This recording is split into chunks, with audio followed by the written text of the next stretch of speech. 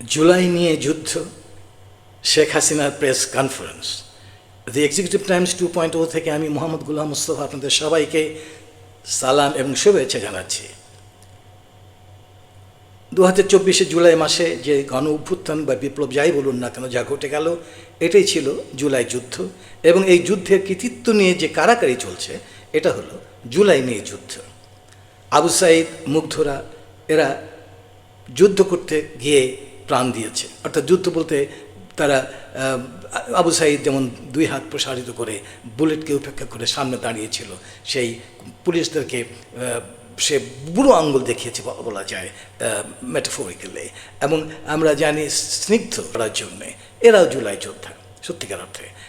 যারা 9 দফা দিয়েছে, 1 দফা দিয়েছে, এরাও জুলাই যোদ্ধা। মার্চ ফর জাস্টিস দিয়েছে, এরা সব জুলাই যোদ্ধা, সত্যিকার অর্থে জুলাই যোদ্ধা। কিন্তু আপনি কয়েক হাজার মাইল দূরে ছিলেন এবং সেখান থেকে হয়তো আপনারই কেউ শুভাকাঙ্ক্ষী আপনাকে, সে হয়তো জুলাই যোদ্ধা ছিল বা আছে, তো এখন সে আপনার প্রতি আপনাকে ফেভার করে বলছে যে হ্যাঁ আপনি আমাদের উৎসাহিত করেছেন, ফোন করেছেন, বা আপনার পার্শ্ববর্তী দেশ থেকে আপনি আমাদেরকে উৎসাহিত করেছেন, হয়তো আপনারই কেউ শুভাকাঙ্ক্ষী আপনাকে এই ক্রেডিটটা দেওয়ার জন্যে এই দাবিটা করছে, অর্থাৎ আপনার দাবিটাকে সামনে আনছে। তো এতে কি আপনার সম্মান সত্যিকার অর্থে বাড়বে? বাড়বে না। একজন, আমরা জানি যে অনেকে কেউ হয়তো জুলাই যুদ্ধের সময়, সেই সময় বিপ্লবের সময় রাস্তায় কী ঘটছে জানাল ফাঁক দিয়ে উকি মারতে গেছে, বারান্দা থেকে উকি মারতে গেছে, সেখানে তারা বুলেট খেয়ে মৃত্যুবরণ করেছে। এদেরকে কি আমরা জুলাই শহীদ বলে ওই আবু সাঈদ মুগ্ধের কাতারে আনবো না, ঠিক হবে না, জাস্টিস হবে না। এখন অনেকে বলে যে এটা তো একজনের ব্যাপার না, কিন্তু এতে একজন না, কিন্তু যারা যে কজনই ছিল সম্মিলিতভাবে যারা এই সময়টা যারা আন্দোলন করেছেন, কৃতিত্বটা প্রায় পুরোপুরি তাদের বলতে হবে। এখন আপনি 6 বছর 7 বছর আগে কি করেছিলেন, সে আন্দোলন তার ধারাবাহিকভাবে এই আন্দোলনে রূপান্তরিত হচ্ছে, এটা তো ঠিক না। আমরা জানি প্লেটো বলেছে, গ্রিক দার্শনিক, যে we live in a world of ideas. সেই দিক দিয়ে দেখলে বলা যায় যে আপনি যে আজকে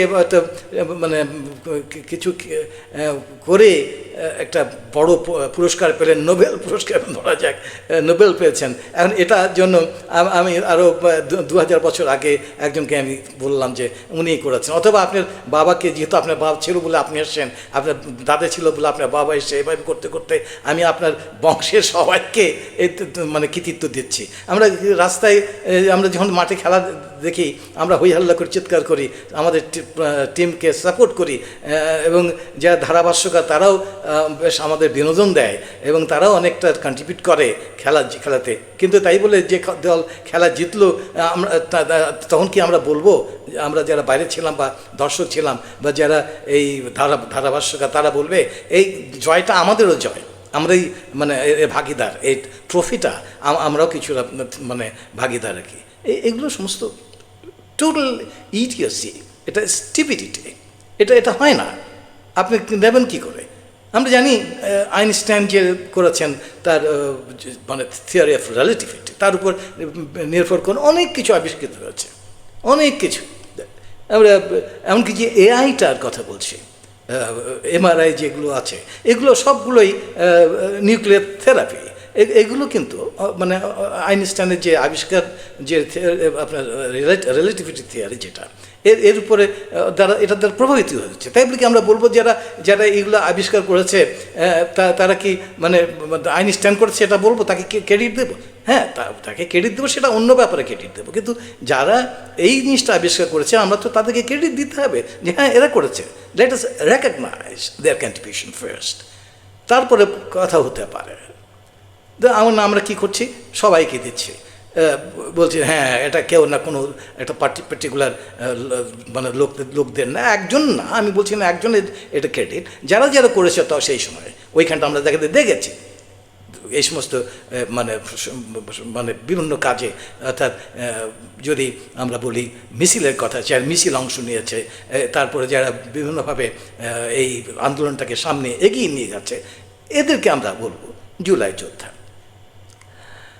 আর আরেকটা কথা আমাদের মনে রাখতে হবে যে হ্যাঁ, একটা তো পরম্পরা থাকে, ধারাবাহিকতা থাকে। তাই বলে আপনি মানে ওই যে বললাম যে যে ঘটনাটা ঘটেছে সেই ঘটনাটাকে আন্ডারস্টিমেট, অর্থাৎ তাকে আপনার তার যে প্রাপ্য সেইটা আপনি দেবেন না এবং সেখানে একটা তর্ক সৃষ্টি করবেন, এটা কিন্তু অনভিপ্রেত ব্যাপার। আমার সালাউদ্দিন সাহেবকে আমার খুব পছন্দ, ভদ্রলোক, ভালো কথা বলে, ভালো ভালো কথা বলেন, স্বরাষ্ট্রমন্ত্রীর কথা বলছি, কিন্তু আমি মাঝে মাঝে তার কথা বুঝি না, মানে হয়তো আমার দুর্বলতা ব্রেনে হয়তো আমার ঢোকে না সব কিছু। যেমন তিনি বলেছেন আপেলের কথা, অর্থাৎ এই যে ঘটনাটা ঘটেছে, অর্থাৎ আমাদের যে বিপ্লব হয়েছে, এটা উনি বলেছেন যে এটা কি নিউটনের আপেলের মধ্যে টস করে পড়েনি। আমি বুঝলাম না নিউটনের আপেলের সঙ্গে এটা কিভাবে আপনার মানে তুলনা করছেন। এই জিনিসটাকে আমরা বলি সিমিলি, যে উপমা যেটা এটা, এবং এখানে ওই একটা মানে উপমান এবং উপমেয় এই দুটো জিনিস থাকে। উপমান যাকে আপনি তুলনা করছেন এবং যার সঙ্গে তুলনা করছেন সেটা উপমেয় আর কি। তো এখন আমি তার সঙ্গে একটা যোগাযোগ থাকতে হবে। এখন যেমন আমি যদি বলি যে চাঁদের মতো মুখ, তো ন্যাচারালি এটা চাঁদের যে সৌন্দর্য সেটা বোঝাবে, মুখটা সুন্দর মুখ, সেটা আমরা বলছি। আমি যদি বলি প্যাঁচার মতো, ওটা সে পজিটিভ হয়ে গেল। এখন প্যাঁচার মতো মুখ যদি বলি তো এটা নেগেটিভ হচ্ছে, অর্থাৎ যেটা কুৎসিত আর কি মুখটা, সেটা প্যাঁচার মতো। তো এইগুলো হচ্ছে সিমিলি। তো এখন এটার সঙ্গে একটা কার্যকারণ থাকে, আপনার যোগাযোগ থাকে, একটা মিল, মানে আমরা খুঁজে পাই কি কার সঙ্গে কী তুলনা হচ্ছে। এখন আমি বুঝতে পারছি না যে এই নিউটনের আপেল, আচ্ছা হয় ঠিক আছে, উনি হয়তো বলতে চাচ্ছেন যে আপেলের মধ্যে টুস করে পারেনি, অর্থাৎ আকস্মিকভাবে হয় না, হঠাৎ করে ঘটেনি, এটা হয়তো উনি বোঝাতে চেয়েছেন। তবে এখানে একটা ব্যাপার আছে যে আপেল পড়াটা যেটা পড়ে, আপেল পড়ুক, আম পড়ুক, যে আম পড়ুক, যাই পড়ুক, এটার একটা মানে আমরা জানি কারণ আছে, কজ অ্যান্ড ইফেক্ট আছে। সেখানে পড়ার সময় হচ্ছে, সেখানটায় হয়তো ঝাঁকুনি পেয়েছে, একটা বাতাসের ব্যাপার আছে, ওখানে বোটা হয়তো আপনার পচে গেছে বা সেখানটা মানে থাকতে পারছে না, ভারটা নিতে পারছে না ইত্যাদি, এবং মাধ্যাকর্ষণের ব্যাপারটা তো রয়ে গেছে, এই জন্য পড়েছে। এখন ঘটনা হলো, তাও যদি উনি বলতেন যে হ্যাঁ মানে আপেলের মতো টুস করে পড়েনি আপেল, তবে আপেল কেন, আমের কথাও বলতে পারতেন, কিন্তু নিউটনের আপেলের কথা উনি বললেন কেন, যে নিউটনের আপেল টুস মানে পড়েনি। তো নিউটনের আপেলের সঙ্গে কী ব্যাপার হলো, অন্য কোনো আপেলের সঙ্গে তুলনা হচ্ছে না নাকি? তো আমি এই জন্য বললাম যে এটা খুব কনফিউজিং ব্যাপার। তো যাই হোক, উনি বিদ্বান মানুষ, পণ্ডিত মানুষ, সুতরাং উনি অনেক কিছু বোঝাতে চেয়েছেন। তবে এইটা যে বলছেন, যদি এইটা যদি বলেন যে না, এই বিপ্লবটাকে মানে বিপ্লবের জন্যে এই 10 বছর 20 বছর আগে যারা রাস্তায় নেমেছে, যারা আন্দোলন করেছে, এই ক্রেডিটটা এদেরও দিতে হবে, তাহলে I don't agree with him at all. এটা অ্যাকসেপ্টেবল না। আপনার 10 বছর আগে কী করেছেন না করেছেন, কখন আপনার ইয়ে করেছেন, আপনি 5 বছর আগে হয়তো মিটিং করেছেন রাস্তায়, আমরা জানি তো, সেখানটা ওই ইয়েতে বিএনপির অফিসের সামনে বিশাল মিটিং করে তারপরে আওয়ামী লীগের মানে ধাওয়া খেয়ে বলতে পালিয়ে গেছে সব চুটচুট করে। তো বিভিন্ন জায়গা থেকে একটা মানে এক্সপেকটেশন ভেরি হাই তখন ছিল, বিভিন্ন জায়গা থেকে মানুষজন এসেছিল, ওখানটায় জড়ো হয়েছিল যে এবার কিছু একটা হবে, কিছুই হয় নাই, সব সুরসুর করে পালিয়ে গেছে। এখন আপনি তারপর বলছেন যে এই আন্দোলনটা মানে ওটার সঙ্গে তার সঙ্গে একটা যোগাযোগ রয়ে আছে। আমি বলছি না যে কোনো রকম যোগাযোগ নেই, তা না, তবে ওইটাকে আলাদা করে দেখেন। হ্যাঁ, সেই সময় আপনারা করেছেন ফাইন, কিন্তু এই জিনিসটা যেটা ঘটেছে, এটাকে এই সমস্ত যারা ছেলে মেয়ে আছে, মহিলাও আছে, মেয়েরাও আছে, ছাত্রীরা, এদেরকে দেন, রিক্সাওয়ালা চালক আছে, এদেরকে দেন, ক্রেডিটগুলো এদেরকে দেন। এরা মানে অকুতু ভয়ে এই পরিস্থিতিকে মোকাবিলা তারা করেছে। এনিওয়ে, আমাদের এই যে জুলাই নিয়ে যে বিষয়টি, এটি এর একটা লেটেস্ট যেটা খুব আনফর্চুনেট, সেটি হলো যে এইখানে আমরা জানি যে জুলাই একটা মানে বিপ্লবের একটা অনুষ্ঠান হয় আর কি, যে দ্বিতীয় বর্ষে যে বার্ষিকীতে একটা অনুষ্ঠান ঘটে, এবং সেখানে রাষ্ট্রপতি ছিলেন এবং বিভিন্ন দূত বিদেশি কূটনীতিকরা ছিলেন সেখানে, এবং সেখানে একটা ডকুমেন্টারি দেখানো হয়।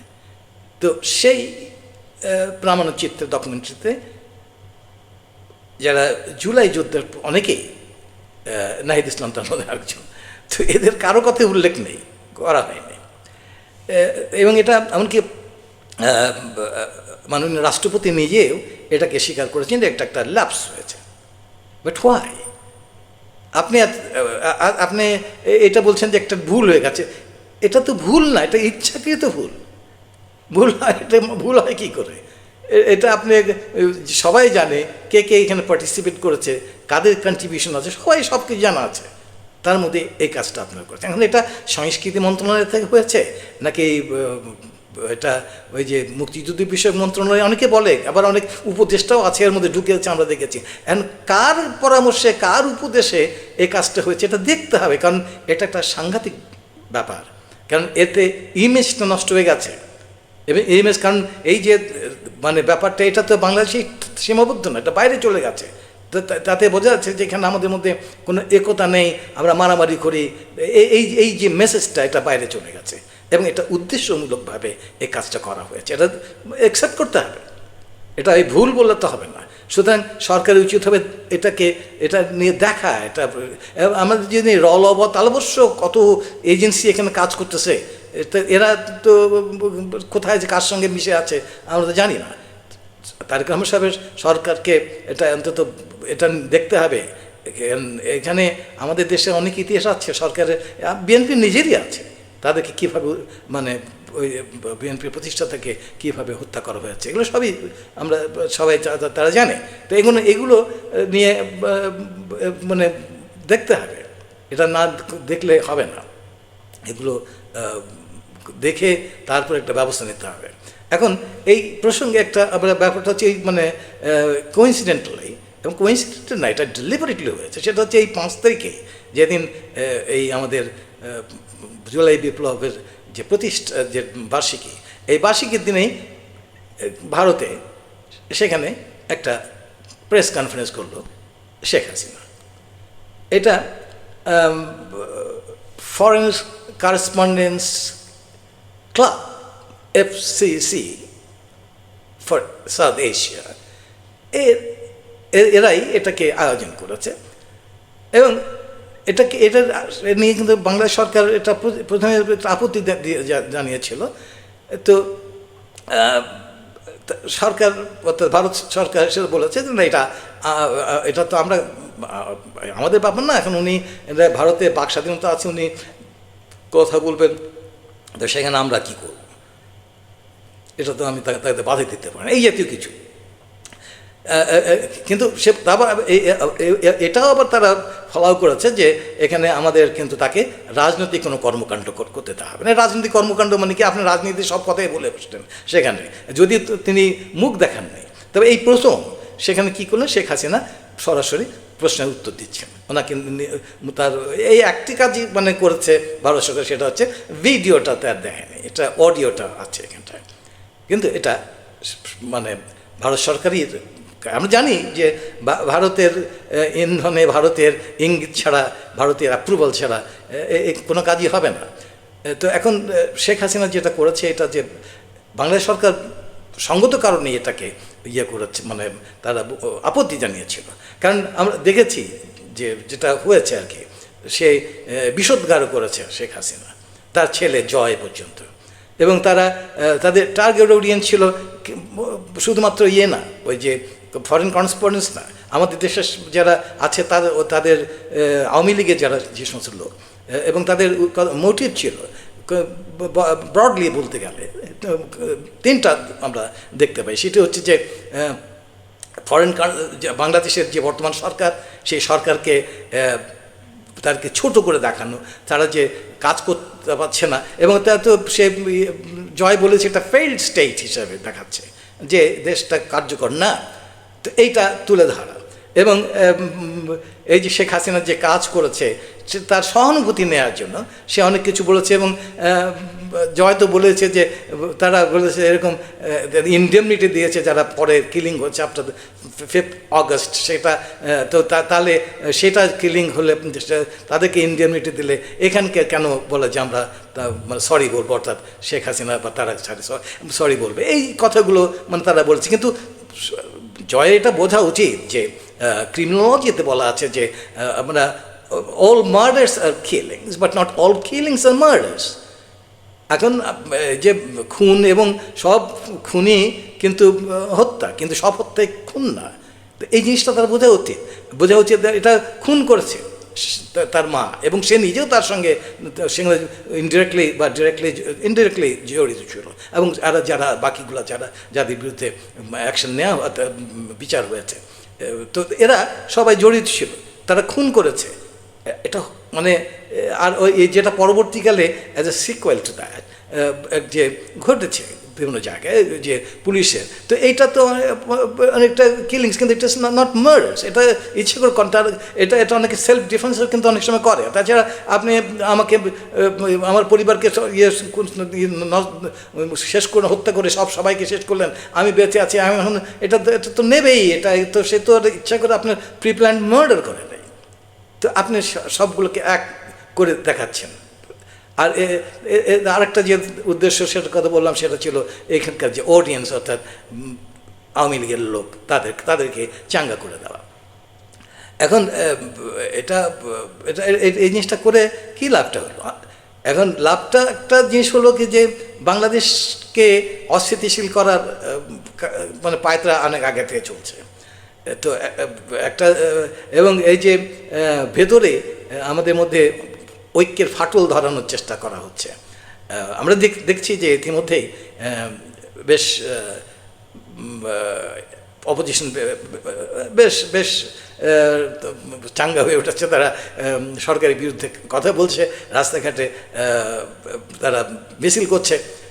কিন্তু যখন এই প্রশ্ন আসবে শেখ হাসিনার ব্যাপারটা, আর বিশেষ করে এই যে ঘটনাটা ঘটলো এরপরে, এটা আরও মানে ওই যেটা বর্তমানে আমরা দেখতে পাচ্ছি না যে ঐক্যটা আছে ওই প্রশ্নে, অর্থাৎ শেখ হাসিনার প্রশ্নে, সেটা আরও মানে জোরালো হবে, জোরদার হবে।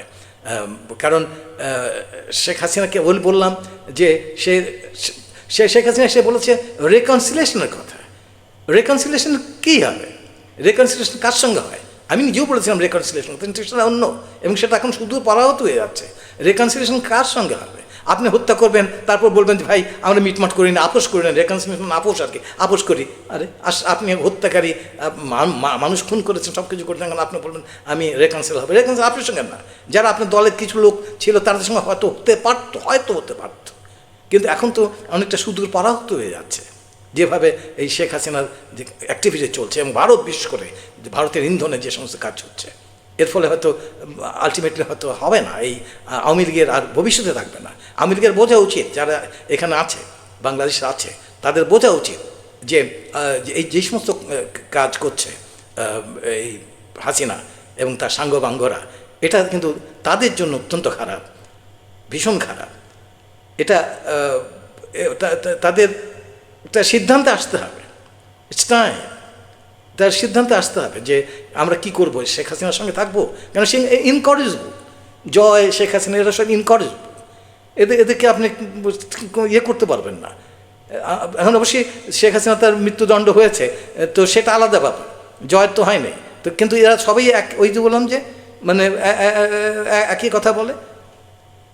শেখ হাসিনা যদি সরকার, তো বাংলাদেশ সরকার বলেছে যে ঠিক আছে আপনি আসলেন, কোনো অসুবিধা নেই, এসে আপনি ফেস করেন, ট্রায়াল ফেস করেন, আবার নতুন করে দেবেন। এটা তো মানে ইট উইল টেক টাইম, এটা একদিন তো হবে না ঘটনা। এবং শেখ হাসিনা আসার সম্ভাবনা, এবার এখানে এই যে কনফারেন্সটা হলো, সেখানে সে বলেছে যে সে ফিরে আসতেছে, খুব বোল্ডলি বলেছে।